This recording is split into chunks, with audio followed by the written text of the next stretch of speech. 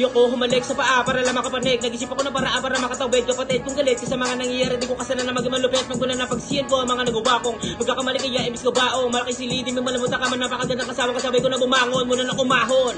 Hindi na para lumabog sa katulad na kahapon. Na sila sa mga kayamanan na tuhong sa kasikata. Kasi panahon pa lang sa ayon. Kaya pasensya na ako'y natutulang. Tinutuldukan. Kung na ang gawain nakamunduhan. Noong masarap pero sa una lang. Budiete pa huli.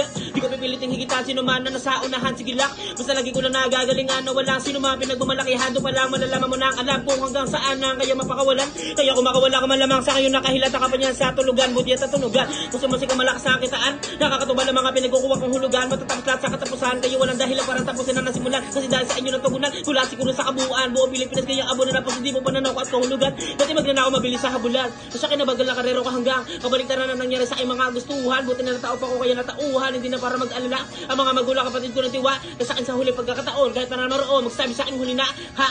Liga panoorin mo na muna kung paano mag-apoy ang ginagamit ko papel. Baguhan pa lamang pero di nyo makakain na makikitaan nyo ko ng kakaibang level. Dapat matagal ko na pala itong ginawa. Kaso ang pinagdaanan ko ay malala. Ilang beses na pa nawala. Buti na nagawa ko pa na makawala. Kaya himala na makita na lang hindi na ako siro ulit magulo. Ano ba sa ako sarili ang muli kumino. Dapat na pa nalalagi ka magbaka totoo na magituloy din lahat sa'yo dito sa mundo. Wala naman mawala ako sa subukan. Pag napagod pa hindi ako musukuan. Mahirap pa maging mahirap pero mas mahirap kung habubuhay ka na sa iyong katayuan. Kaya ako bibigyan ng pagkataong makaisa. Hindi ako magdadalawang isip. Pawitrin na magkahilip. Kasi sa wana nalilimutan ko na magsasabi ka lang baka tatahimik. Di po wala makasingit pag ako naabumirit. Wala ko pakialam ka na at sino pa magalit ko naman na madawit ulit sa pakala ko sa listahan ng mga adet.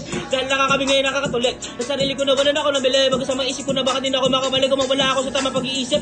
Buti na natatao. Kaya naagapan na makaliw sa iba't ibang kasalanan. Meron mga nabigla at meron mga natuwa. At hindi rin natuwa.